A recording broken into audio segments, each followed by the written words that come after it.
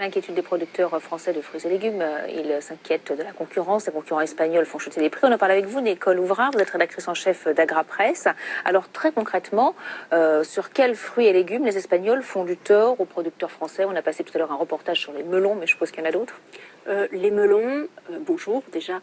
Les melons, l'abricot aussi qui est très concurrencé, la pêche, ce sont les fruits qui sont les plus touchés en fait par cette crise cette année. Alors pourquoi les Espagnols ont des prix peu chers et que les concurrents français souffrent à ce point-là? Alors d'abord, ce qu'il faut voir, c'est que pourquoi on a cette crise cette année. On a cette année une situation particulière. Alors déjà, globalement, on a une production française et européenne qui est plus élevée que l'année dernière et plus élevée que la moyenne des 5 dernières années. En France, on est autour, je ne vais pas détailler par production, mais autour de 5-10%. Au niveau de certaines productions, au niveau européen, on peut arriver jusqu'à 15-20% de plus. Donc ça, c'est une situation qui est vraie en France et qui est vraie en Espagne. Mais d'habitude, les choses se passent relativement bien, c'est-à-dire qu'on a la production espagnole qui arrive de façon plus précoce, puis la production française. Or, cette année, on a, depuis le mois de juin, des températures extrêmement élevées en France qui ont provoqué en fait une arrivée de maturité beaucoup plus rapide. Ce qui fait que d'habitude, par exemple, en pêche, on a une récolte qui dure 7 semaines. Cette année, on a tout regroupé sur 4 semaines. Et du coup, la production française arrive au même moment que l'espagnol. Et donc, abondance, on est sur des produits qui sont extrêmement périssables, donc évidemment, chute des prix. Et dans ce cas-là, on se retrouve avec une concurrence entre les Espagnols et les Français. Alors après, vous posez la question, pourquoi eux, ils y arrivent et nous pas? En fait, il faut savoir qu'au niveau des coûts de production en fruits, 50 à 60% du coût de production provient de la main-d'œuvre.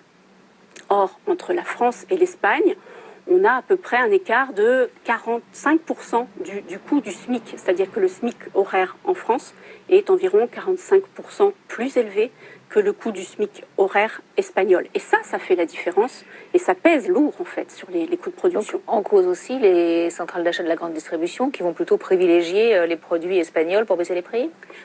Oui, évidemment, pas complètement, parce qu'on trouve quand même dans la grande distribution des produits français et des produits espagnols, mais on est cette année sur une consommation qui est un peu poussive en France, avec un pouvoir d'achat qui est difficile, on le sait, on sort d'une période quand même difficile économiquement, donc les Français, ils achètent aussi de l'espagnol, voyez, et ça, forcément, les deux sont présents dans les marchés, et effectivement, la grande distribution propose des produits espagnols. Alors on a parlé de la météo, on a parlé du coût social de production avec les salaires, mais il y a aussi la consommation des Français, parce que la consommation des Français en fruits et légumes chute en ce moment. Exactement. Il y a une étude qui vient de sortir de l'Agence nationale de la santé et de la sécurité sanitaire qui montre effectivement qu'on a plus ça va et plus on réduit la consommation de fruits et légumes, et notamment les plus jeunes réduisent encore plus leur consommation de fruits et légumes que les personnes plus âgées.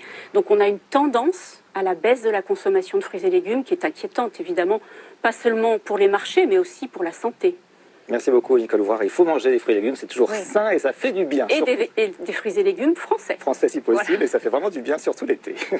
Allez, c'est notre rendez-vous de l'été. Vous allez voir que nous passons toute la semaine en montagne.